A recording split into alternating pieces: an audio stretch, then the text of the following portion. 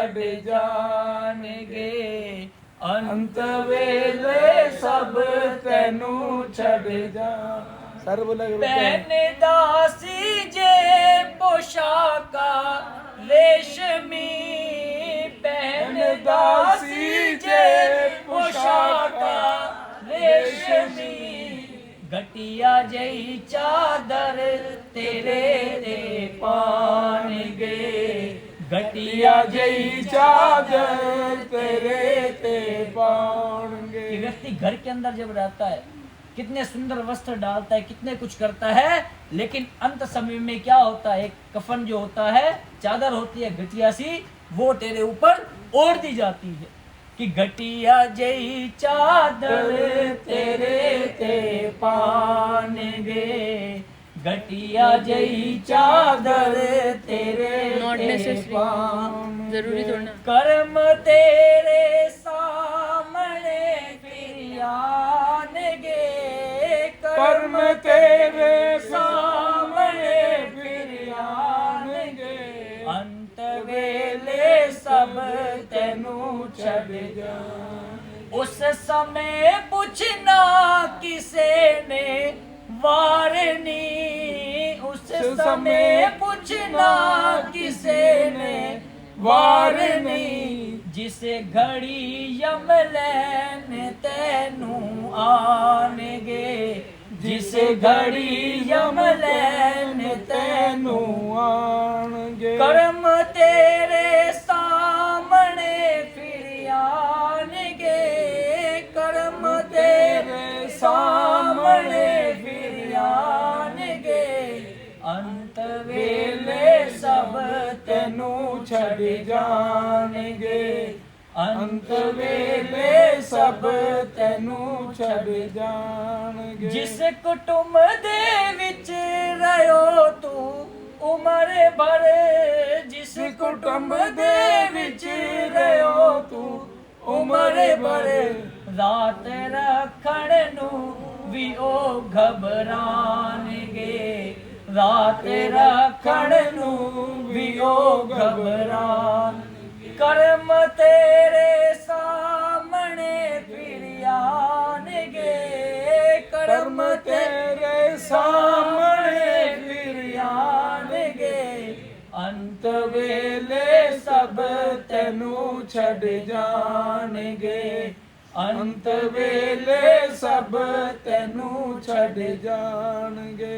जिन्ना लई करदा रहो तू ठगिया जिन्ना लई करदा रहो तू ठगिया तोड़ के तिनका घरानू आनगे तोड़ के तिनका घरानू आनगे अंत वेले सब तेनू छड़ जाणगे अंत वेले सब तेनू छड़ जा।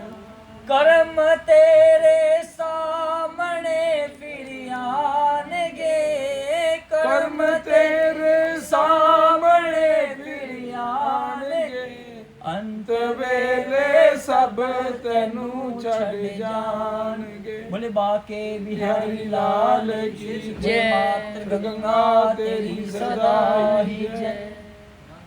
कि आगे चलकर भगवान विष्णु जी ने गरुड़ जी ने भगवान विष्णु जी से पूछा कि अब बताइए कि हमें धरती पर रहकर किस प्रकार का हमें दान करना चाहिए। कि बताया गया किलो का दान लोहे का दान कपास का दान और 7 प्रकार का अनाज जिसे आप सतनाजा कहते हो ये सब हमें धरती पर रहकर दान अवश्य करने चाहिए। और घड़े का दान सबसे उत्तम दान बताया गया कि अभी निर्जला एकादशी आ रही है सब घड़े का दान करते हैं कि कहते हैं कि भगवान विष्णु के निमित्त उस घड़े को दिया जाता है। संकल्प करके भगवान विष्णु जी के निमित्त घड़े का दान दिया जाता है और उसके अंदर हम जल ही क्यों भरते हैं। ध्यान देना जल क्यों भरा जाता है उसमें दूध भी भर सकते हैं हम क्योंकि भगवान विष्णु जी समुद्र के अंदर शयन करते हैं इसलिए भगवान विष्णु के निमित्त उसके अंदर जल भरा जाता। और भगवान विष्णु के निमित्त घड़े का दान दिया जाता। क्या बताया है कि जिस प्रकार का हम दान देते हैं उसी प्रकार का हमें ऊपर जाकर प्राप्त होता है। कहते हैं कि जिस प्रकार का हम अन्न खाते हैं उसी प्रकार का हमारा मन बनता, और जिस प्रकार का हम दान करेंगे वो ऊपर जाकर वो हमें प्राप्त होगा। कहते हैं कि जीते जी हम अपने हाथ से जितना दान कर ले उतना अवश्य लाभदायक होता है, लेकिन हमारे मरने के बाद हमारे हाथ से कौन दान करवाए? कोई दान नहीं करवाता मरने के बाद। कि जीते जी आप जितना भी दान कर लो, पुण्य कर लो, कर्म कर लो, वो सब आपको ऊपर जाकर प्राप्त हो जाए। कि जिस प्रकार से कहते हैं कि कमंडल का दान करता है व्यक्ति, जूते का दान करता है, कमंडल का दान किस लिए किया जाता? कि यम मार्ग के अंदर जब प्यास लगती है तो उसे पीने के लिए पानी भी दिया जाता। और जो पापी पुरुष होते हैं उनको क्या देते हैं? गरम गरम तेल दे देते हैं पीने के लिए, जिससे उनकी आंतरियां जल जाती हैं और वो मूर्छित होकर वहीं पर गिर पड़ता। कि जिस प्रकार से हम जूते का दान करते हैं वो घोड़े पर चलकर यमपुर के अंदर जाता। इसी प्रकार से कहते हैं कि अब महाबलवान यमदूत लोहे के दान को सुख देने वाले होते हैं। जिस प्रकार से सोने का दान करना स्वर्ग लोक में वह निवासी संतुष्ट होते हैं, जिस प्रकार से हम प्रेत की मुक्ति के लिए सोने का दान करते हैं, सोने के दान से यम मार्ग के अंदर हमें सुख मिलता है, उसे यम के दूत कभी भी कष्ट नहीं पहुंचाते। कि जिस प्रकार से जो राजा होकर अपनी भूमि थोड़ी सी भी दान नहीं करता, वो एक नरक से दूसरे नरक के अंदर गिराया जाता है। कि जिस प्रकार से बताया गया कि नमक, रुई, तिल का दान, सोने का दान, ये शब्द आदि महादान हमें अंत समय में दान करने चाहिए। उस व्यक्ति के हाथ से, उस जीव के हाथ से हमें दान दिलवाना चाहिए। कि जिस प्रकार से कि कलयुग के अंदर एक बताया गया कि नाम का नाम जो आधार है वही हमें पार उतार सकता है। कि एक बार 5 पांडव खड़े थे, तो जिस प्रकार से एक प्रेत आता है पांडवों के पास, तो युधिष्ठिर जी जब नहाने चले जाते हैं तो प्रेत आता है तो पूछता है कि युधिष्ठिर जी कहाँ गए हैं, मुझे कुछ सवालों के उत्तर चाहिए थे। तो जब भीम से पूछा गया, अर्जुन से पूछा गया, नकुल खड़े था, सहदेव खड़ा था, तो आपको बता दो, आपको अगर ये सवालों के जवाब पता है तो मुझे दे दो। वो प्रेत कहने लगा, जब भीम से पूछा गया, कहने लगे कि भीम एक बात बताओ, जब मैं रास्ते में आ रहा था ना तो मैं क्या देखता हूं कि मैंने 3 कुएं देखे, कि एक कुएं का जल दूसरे कुएं में न जाता हुआ तीसरे कुएं के अंदर जा रहा। ऐसा क्या हो सकता है कलयुग के अंदर? भीम चुप, भीम को कुछ समझ ही ना आया। जब अर्जुन से पूछा गया, कहने लगा बताओ, जब मैं रास्ते में आ रहा था ना तो मैं क्या देखता हूं कि जो गाय है वो बछिया का दूध पी रही है। कलयुग के अंदर होना क्या चाहिए? क्या होना चाहिए? उल्टा। हाँ जी, उल्टा। बछिया गाय का दूध पिए। हाँ जी। लेकिन मैं क्या देखता हूं कि जो गाय है वो बछिया का दूध पी रही है। अर्जुन भी चुप। जब नकुल से पूछा गया कि मैं जब रास्ते में आ रहा था तो क्या देखता हूं, एक किसान है अपनी फसल को रोकने के लिए अपने खेतों के तरफ चारों तरफ बाड़ लगा रहा है कि मेरी फसल कहीं नष्ट ना हो जाए, और इतने में एक तूफान आता है, उसी फसल को नष्ट करता हुआ एक धागे के पास जाकर रुक जाता। नकुल सहदेव से पूछा गया कि अब धागा बताओ वो कौन सा है? पता है किसी को धागा? हाँ जी, वो धागा पता है किसी को? हमारे गुरु सूत का धागा नहीं। जिस रेशमी प्रकार से इतने में सवाल करके प्रेत वहां से चला जाता है, तो युधिष्ठिर जी आते हैं तो पूछते हैं कि बताइए भीम जी, अर्जुन जी, कौन आया था? कहने लगा एक प्रेत आया था, ऐसे ऐसे सवालों के जवाब हमसे पूछ गया, लेकिन हमें तो उसका उत्तर भी नहीं पता। तो युधिष्ठिर जी ने कहा कि बताओ भीम, कौन से सवाल के जवाब थे, मैं उत्तर देता हूं। कहने लगे कि ऐसे ऐसे कह रहा था कि मैं जब रास्ते में आ रहा था कि मैंने 3 कुएं देखे, एक कुएं का जल दूसरा कुएं में ना जाता हुआ तीसरे कुएं में जा रहा।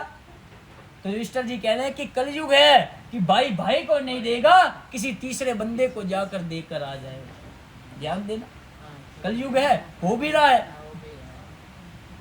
और जब दूसरे सवाल का उत्तर पूछा गया कि अर्जुन बताओ कि बताए कि जिस प्रकार से मैं रास्ते में आ रहा था तो क्या देखता हूं कि जो गाय है बछिया का दूध पी रही, कि होना क्या चाहिए। वे जिस प्रकार से कहने लगे कि बेटियां कमा कर लाएंगी और माँ बाप बैठकर घर पर खाएंगे। कलयुग है, देख रहे हो आप, हो भी रहा। हाँ जी, कहते हैं कि बेटियों का धन कभी नहीं खाना चाहिए। बच्चे तो दोनों बराबर है, लेकिन जो बेटी होती है ना वो लक्ष्मी होती है, उसको जितना हम दे सकते हैं उतना देना चाहिए, अपने जब ऊपर से लाख गुना ज्यादा देना चाहिए। कहते हैं कि बेटियों को अगर काम पे हमने लगा दिया, बेटियां नौकरी करने चलेगी, लेकिन जब हमें बेटियों को जब देना ही नहीं सीखे तो उनसे लेना क्यों सीख रहे। बेटियों को तो देना चाहिए ना। बेटी क्या होती है, लक्ष्मी होती। जब हमारे घर के अंदर जब लक्ष्मी आती है तो कोई नहीं कहता हमारे घर बेटी हुई है, कोई नहीं कहता पुत्री हुई है, सब क्या कहते हैं, लक्ष्मी आई है। तो जब लक्ष्मी से जब आप धन ले रहे हो, लक्ष्मी से धन ले रहे हो, लक्ष्मी को तो देना चाहिए, आपको बेटी को देना चाहिए। लक्ष्मी तो आती है, वो तो आपकी बात ठीक है, मैं समझ गया, लेकिन लक्ष्मण अब ध्यान देना। अब बेटे की अब बात करने के लिए जा रहा हूँ। कहते हैं कि लोग कहते हैं कि मेरे घर बेटा हुआ, पुत्र हुआ। कहते हैं कि बेटा हुआ, पुत्र हुआ और लड़का हुआ। अब इन तीनों के अंदर बड़ा अंतर है, ध्यान देना। कहते हैं कि जो पुत्र होता है ना, वो पुत्र जो होता है माता पिता को पितृ के ऋण से बचाता है, पितृ ऋण से। कि जिस प्रकार का हिमांशु जी कर्म कर रहे हैं ना, कि स्वर्ग लोक के अंदर इनको वास मिले, जिस प्रकार का ये कार्य चल रहा है सब, ये पुत्र है। कहते हैं कि जो बेटा होता है ना हमेशा बंटवारे की बात करता है, ध्यान देना। और जो लड़का होता है कि लड़ाई झगड़ के सब कुछ ले ले, वो लड़का होता है। अब तू बता, अब बताओ। चलो कोई बात नहीं, जो कुछ भी है आगे पुत्र बन जाएगा, बात खत्म। पता चल गया उसको भी मैंने पुत्र बनना है। ये है बैंड वाली गर्ल है। बोले बाके बिहारी लाल की जय। कि जब तीसरा जब नकुल से पूछा गया कि बताइए कि किसान जब बाढ़ लगा रहा है अपनी फसल को रोकने के लिए और एक तूफान आता है उसकी फसल को नष्ट करता हुआ एक धागे के पास जाकर रुक जाता है, तो धागा है एक राम के नाम का। अगर हमारे पास राम का नाम है ना, तो हमारे पास कितना भी तूफान आ जाए, कितना भी कुछ आ जाए, लेकिन हमारा कुछ नहीं बिगाड़ सकता। वो धागा राम का नाम का है, जो तूफान जाकर भी राम के नाम के धागे के पास जाकर रुक जाता। इसी प्रकार से कहने लगे कि जिस प्रकार के भगवान के नाम में जितनी शक्ति है, कि जिस प्रकार से जब सेतु बनने के लिए जब जा रहा था तो भगवान राम जी ने एक पत्थर फेंका, वो पत्थर बह गया, तैरा नहीं था। क्यों? क्योंकि उस पर राम नाम नहीं लिखा था। अब उसके बाद जब राम का नाम लिखकर हनुमान जी ने, अंगद जी ने, नल नील ने जब राम का नाम लिखकर जब समुद्र के अंदर जब पत्थर फेंका तो पत्थर तैरने लगा। अब बताइए, भगवान में शक्ति है, भगवान के नाम में शक्ति। नाम से बड़ा राम का नाम। हाँ जी, जिसको प्रभु ने अपने हाथ से कुछ छोड़ दिया, वो तैरेगा कैसे? हाँ तो डूब जाएगा वो तो। डूबेगा ही। हाँ जी। अब भगवान का नाम लिख के जब पत्थर फेंका गया तो पत्थर तैरने लगा। तो ये बात जब लंकापति महाराजा रावण को जब पता चली ना, तो कहने लगा कि ऐसी बात है। जब मंदोदरी जी कहने लगे कि ऐसी बात है, मैं भी पत्थर फेंक देता हूँ, वो भी तैरने लग जाएगा। कहने लगा ऐसी बात है, तो अब तैर कर दिखाओ पत्थर। तो जब रावण ने जब पत्थर उठाया तो मंत्र फूका, तो उस मंत्र के अंदर फूका और जैसे पत्थर फेंका वो पत्थर भी तैरने लगा। अब वो मंत्र कौन सा फूका? रावण। राम राम राम। कि तुझे राम की सुगंध है, अगर तू इस समुद्र के अंदर जाकर पत्थर ना तैरा तो तुझे राम की सुगंध है। अब राम के नाम में आ गई ना सब। तो राम की सौगंध क्यों खाई थी? हाँ जी, राम की पत्थर सौगंध तैराना था उसने, अपनी इज्जत रखने के लिए। उसने पत्थर तैराना था। वो कहने लगी मंदोदरी कि आप कैसे तैरा सकते हो पत्थर, आपके पास कुछ। कहते हैं कि रावण जो था ना, 4 वेदों का ज्ञाता, कि जब उसका अंत समय भी आया ना, तब भी वह उसके मुख से राम का नाम निकला था, राम का नाम निकला था अंत समय में। लेकिन जब जब कहते थे कि तू राम की शरण के अंदर चला जा, तुझे मुक्ति मिल जाएगी, लेकिन अभिमानी था। कहते कि मैं कौन करता अभिमान। बकरी एक न एक दिन काटी जाती, कि मैं नहीं करना चाहिए, अहंकार नहीं करना चाहिए अपने अंदर, कि मैं ये हूँ, कि मैं वो हूँ, मैं ये था, मैं वो था। भगवान ने तो आवाज दिया बकरी को मैं की। हाँ जी, भगवान ने तो आवाज दिया बकरी को मैं की। लेकिन कहते हैं कि जो मैं करता है कौन, बकरी एक न एक भगवान दिन, ने बकरी को पैसे इकट्ठे के लिए किया। कि अहंकार नहीं लाना चाहिए अपने अंदर कभी। भगवान ने आवाज तो उसकी आवाज दी है ना। तो अब आपकी इंसान देखो, अब जिस प्रकार से पशु और पक्षी वो एक दूसरे की भाषा को समझ सकते हैं, हम नहीं समझ पाएंगे कि आप क्या कह रहे हो, वो क्या कह रहे हैं। समझ सकते हो कभी पशु पक्षी की भाषा को? नहीं। कि जिस प्रकार से बताया कि हमारे संसार के अंदर 33 करोड़ देवी देवता हैं। ये लिखी किसने है? गुरु पुराण ये किसने लिखी है? ये पुराण व्यास जी ने लिखा है, वेद व्यास जी ने। तो वो देख के आए थे ऊपर अपनी डेथ वगैरह, उनको कैसे पता कि आफ्टर डेथ?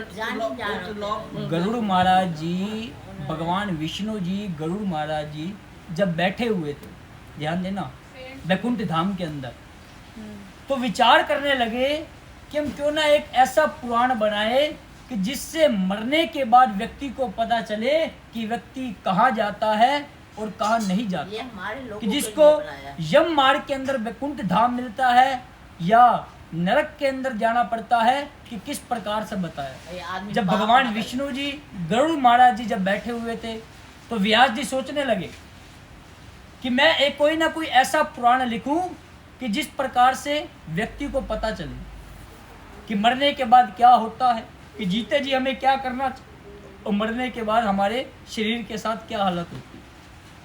क्या बताया गया कि अब व्यास जी सोचने लगे। अब व्यास जी ने जब अपने कलम को उठाया, लिखना जब शुरू किया, तो सबसे पहले भगवान विष्णु जी का नाम लिख दिया। कि भगवान विष्णु जी का जब नाम लिखा गया, तो उस प्रकार से भगवान विष्णु जी जब कहते गए कि व्यास जी तुम ऐसा लिखो कि ऐसा होना चाहिए, मरने के बाद ऐसा होना चाहिए, कि किस प्रकार का हमें दान करना चाहिए, किस प्रकार का पुण्य करना चाहिए, और क्या हमें करना चाहिए धरती पर रहकर और क्या नहीं करना चाहिए। और यमलोक का भी वर्णन कर दिया कि यमलोक कितना बड़ा है, किसने बनाया है, माँ की सभा किस प्रकार की है। आगे चल के कथा के अंदर आएगा कि यमलोक का भी वर्णन बताया गया, कि जिस प्रकार से बताया गया कि अब भगवान विष्णु जी बताते जा रहे हैं और वेद व्यास जी लिखते जा रहे हैं। लिखते लिखते इन्होंने ऐसे 16 अध्याय लिख दिए इसके ऊपर, कि जिस व्यास जी ने 16 अध्याय लिखे थे, इससे गरुड़ पुराण जी की कथा बनी। व्यास जी ने लिखते लिखते 16 अध्याय लिख दिए, और 16 अध्याय का मातम बताया गया। बोले बाके बिहारी लाल की जय, बोले माते गंगा तेरी सदा। कि जिस प्रकार से बताया गया कि रावण जो था कितना अभिमानी था, 4 वेदों का ज्ञाता था, कि जिस प्रकार से जब अंत समय में आया तो उसके मुख से भी राम का नाम निकला, लेकिन जब रावण के 3 काम अधूरे रह गए थे इस संसार के अंदर, ध्यान दें, पता है किसी को? एक भी काम, रावण के 3 काम थे जो अधूरे रह गए थे। वो चाहता था वो रावण ही कर पाता और कोई नहीं कर पाता। पता है किसी को एक भी काम? स्वर्ग की पेड़ की बात थी। हाँ जी। कि सबसे पहले तो उसने सोचा कि क्यों ना मैं स्वर्ग की तरफ सीढ़ियां बना दूं, लेकिन नहीं कर पाया। और दूसरा काम था, जो मेरे सोने की लंका है ना, उसके अंदर खुशबू लेकर आ जाऊंगी, कि मेरे सोने की लंका खुशबू से भर जाए। जब भी लोग आए तो ऐसा लगा कि खुशबू आ रही है। महाराजा लंकापति महाराजा रावण के दरबार से भी और लंका से भी, लेकिन वो भी नहीं कर पाया। और तीसरा काम था कि उन्हें समुद्र का जो मैं पानी देख रहा हूं इसको मीठा कर दूं। लेकिन 3 काम थे वो अधूरे रह गए, लेकिन अंत समय आ गया, लेकिन वो भी काम फिर से कर बताना, पाया। तीनों फिर से बताना। सबसे पहला काम था स्वर्ग की तरफ सीढ़ी बनाना, अच्छा, कि लोग स्वर्ग की तरफ सीढ़ी चढ़ के स्वर्ग की तरफ चले जाएं, लेकिन नहीं कर पाया। खाली वही क्यों कर सकता था और कोई क्यों नहीं कर उसके सकता? अंदर शक्ति थी, ज्ञान था, कि जिस प्रकार का उसके अंदर ज्ञान था ना, 4 वेदों का ज्ञाता था वो रावण था, तो ब्राह्मण, कि जिस प्रकार से 4 वेदों का ज्ञाता था, इतना उसके अंदर ज्ञान था, इतना ज्ञान था, इतना ज्ञान किसी के अंदर नहीं हुआ। रावण को 10 सिर थे, 10 सिर वाला ज्ञान रावण के अंदर था। ये नहीं था कि 10 सिर थे, उसके अंदर 10 सिर का ज्ञान था। 10 सिर का तो ज्ञान था, 4 वेद उसे मूंछ बानी याद थे। हाँ। लेकिन भगवान शंकर जी का भगत था वो, भगवान शंकर जी की आराधना करा करते थे। कहते हैं कि ब्रह्मा विष्णु महेश, कि ब्रह्मा कौन है? जिन्होंने सृष्टि की रचना की, संसार बनाया, हम सबको बनाया भगवान ब्रह्मा जी ने। और भगवान विष्णु जी कौन है? पालन करता है, अन्न के दाता, जो हमें दे रहे हैं सब कुछ खाने पीने के लिए। और अंत समय में कहाँ जाना पड़ता है? शमशानवासी, भगवान शंकर जी जो शमशानों के अंदर वास करते हैं। कि ब्रह्मा विष्णु महेश, ये 3 चीजें बताई गई। कि अब जब रावण का भी अंत समय आ गया तो उसके मुख से भी राम का नाम उच्चारण हुआ। अगर राम का नाम उच्चारण होने में इतनी शक्ति है तो राम का नाम हमें धरती पर रहकर अवश्य लेना चाहिए। कि हम कहते हैं कि हम कितना भी कुछ कर लें, कितना भी कर लें, कितने भी हम तीर्थ घूम आए, कितना भी कुछ कर लें, लेकिन जो अंत समय में जब हमारा आ जाता है तो राम का नाम अवश्य निकलवाना चाहिए।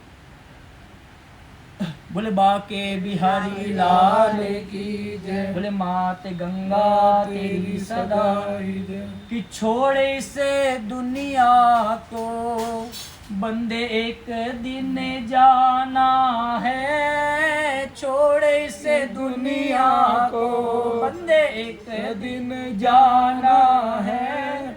कि तेरा मेरा मेरा तेरा क्या, तेरा मेरा मेरा तेरा क्या, ये सिर्फ बहाना है, छोड़े से दुनिया को बंदे एक दिन जाना है। कि आया अकेला जी और जाना अकेला है, आया अकेला जी जाना अकेला है। ये रिश्ते और नाते सब झूठा झमेला है, ये रिश्ते और नाते सब झूठा झमेला है। यहाँ कोई नहीं किसी का, यहाँ कोई नहीं किसी का, हर माल बेगाना है, छोड़े से दुनिया को बंदे एक दिन जाना है चीज कौन सी वो जिसे संग लेके आया। कुछ साथ नहीं लाता व्यक्ति, कहते हैं कि खाली हाथ आता है और खाली हाथ ही चला जाता है, कुछ साथ नहीं लाता। कोई कह दे कि मैं ऊपर से ये चीज लेकर आया था और मैं चीज वापस लेकर जा रहा हूँ, कोई कह सकता? कहते हैं कि हमारे जो शरीर है ना, ये जलकर राख हो जाता है, हमारी आत्मा अजर और अमर है। जो हमारे शरीर के अंदर जो आत्मा राम, ध्यान देना, हम कितनी भी MRI करवा ले, कितनी भी एक्सरे करवा ले, कि हमारे अंदर के जो आत्मा राम नजर नहीं आता किसी को। आता है किसी को? नहीं आता। लेकिन जब अंत समय जब आ जाता है, जब हमारा शरीर जला दिया जाता है, तो सबसे पहले आचार्य देता है कि लो आत्मा राम, कि आत्मा राम, कि हमारे शरीर के अंदर कुछ ऐसी शक्ति छुपी हुई है जो हमारे मरने के बार आती है। मरने से पहले नहीं पता चलता कि हमारे शरीर के अंदर क्या है कि क्या नहीं है। कि आया अकेला जी जाना अकेला है, आया जाना अकेला। ये रिश्ते और नाते सब झूठा झमेला, यहाँ कोई नहीं किसी का, हर माल बेगाना है। छोड़ इसे दुनिया को बंदे एक दिन जाना है चीज कौन सी वो जिसे संग लेके आया है, चीज कौन सी वो जिसे संग लेके आ। मोह ममता ने पगले है तुझको बहकाया, मोह ममता ने पगले है तुझको बहकाया।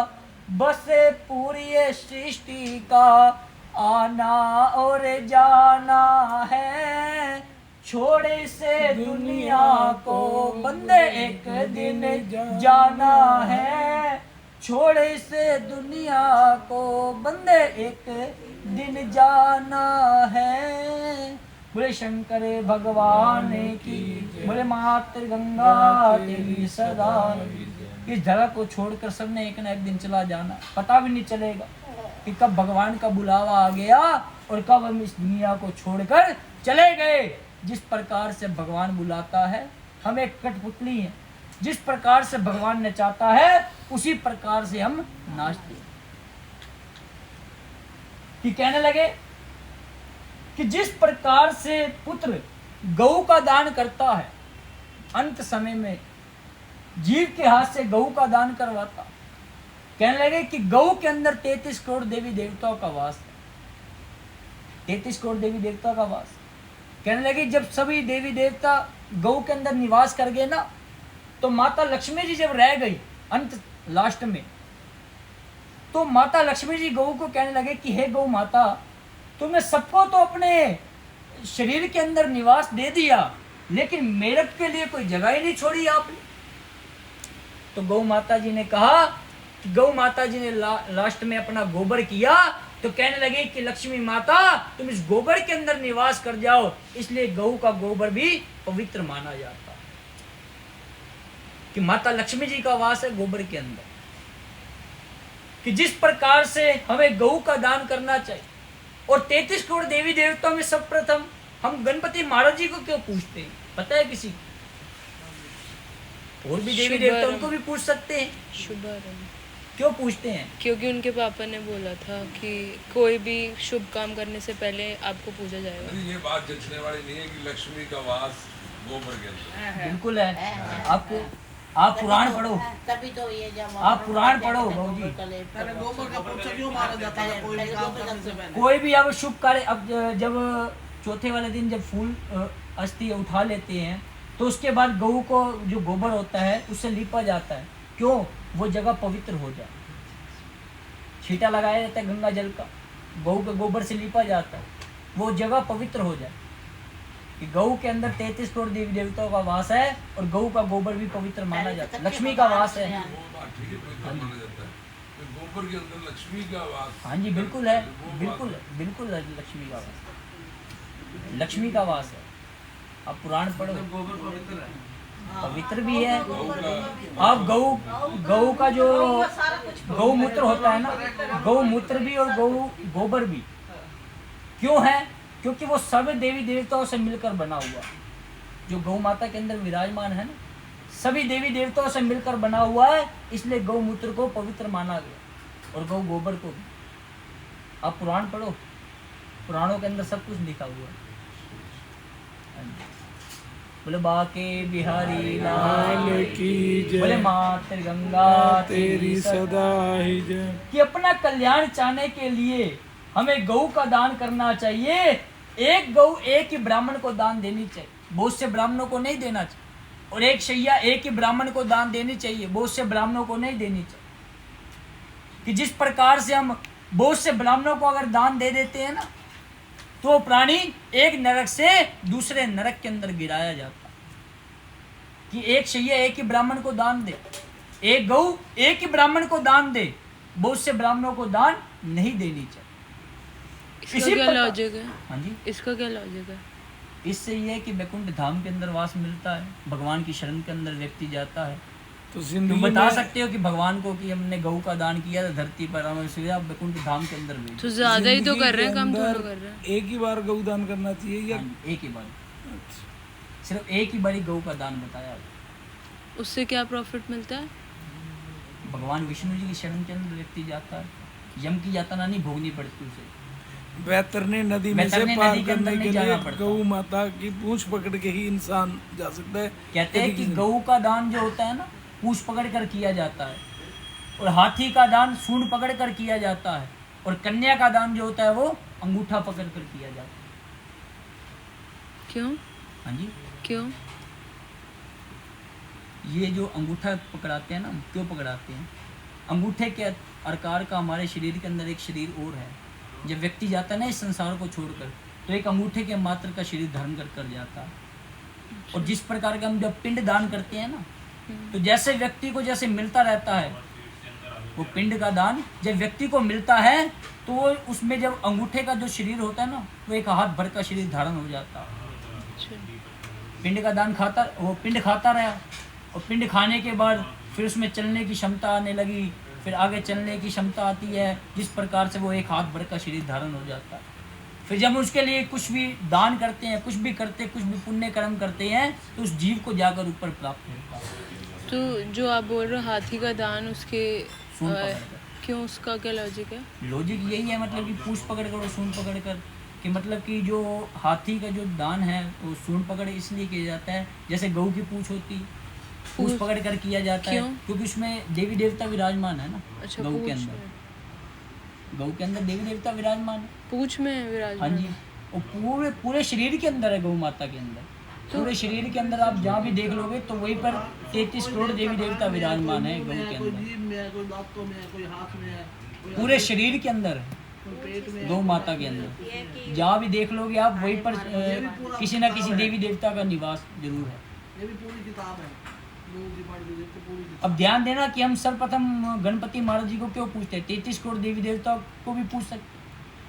कहने लगे कि जिस प्रकार से हम 33 करोड़ देवी देवताओं की भाषा को नहीं जानते, 33 करोड़ देवी देवताओं की भाषा नहीं जानते हम, और जिस प्रकार से कहने लगे कि हम गणपति महाराज जी सिर्फ आपकी भाषा को जानते हैं, आप ही 33 करोड़ देवी देवताओं की भाषा को जानते हो, अब हम आपको पूछ रहे हैं, आप 33 करोड़ देवी देवताओं को साथ लेकर आ रहे। इस प्रकार से सर्वप्रथम गणपति महाराज जी को पूजा जाता है कि शुभ लाभ देने वाले, रिद्धि सिद्धि देने वाले।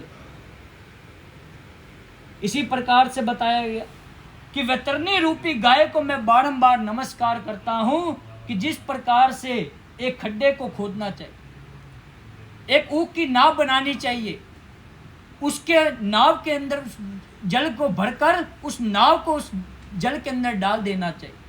उसके बाद गऊ की पूंछ पकड़कर हमें एक पांव उस नाव के ऊपर रखना चाहिए, और एक पूंछ पकड़कर हमें गऊ को कहना चाहिए कि हे गऊ माता, आप मुझे भव रूपी समुद्र से तारने वाली हो, मैं अगर आपकी शरण के अंदर भी आ जाता हूँ, भगवान विष्णु जी की शरण के अंदर आ जाता हूँ, तो मुझे मोक्ष की प्राप्ति होनी चाहिए,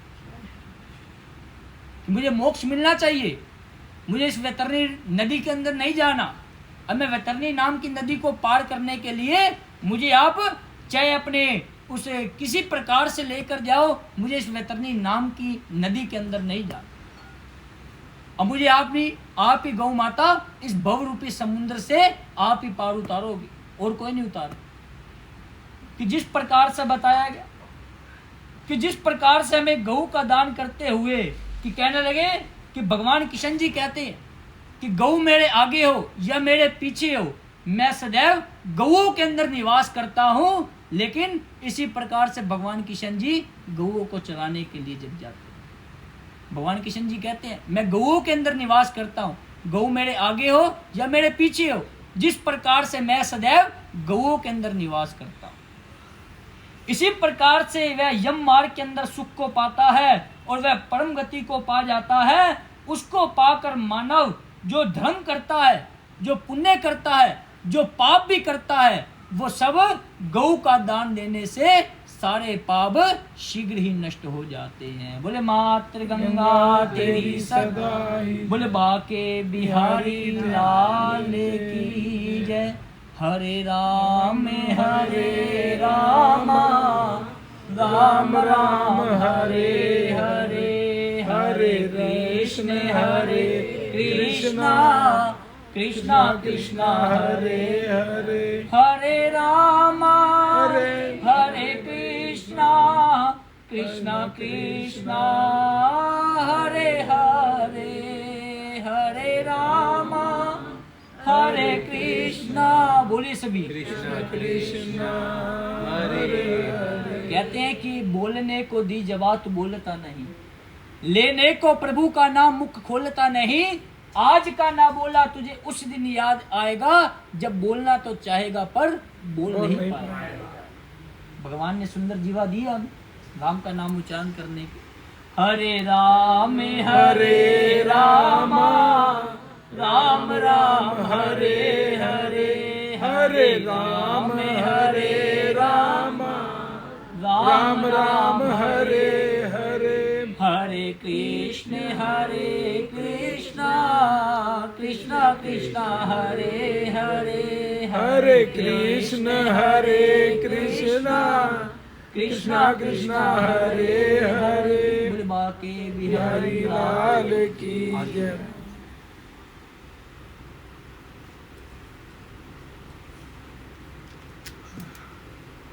श्री बाके बिहारी तेरी आरती गाऊं है गिरधर तेरी आरती गाऊं।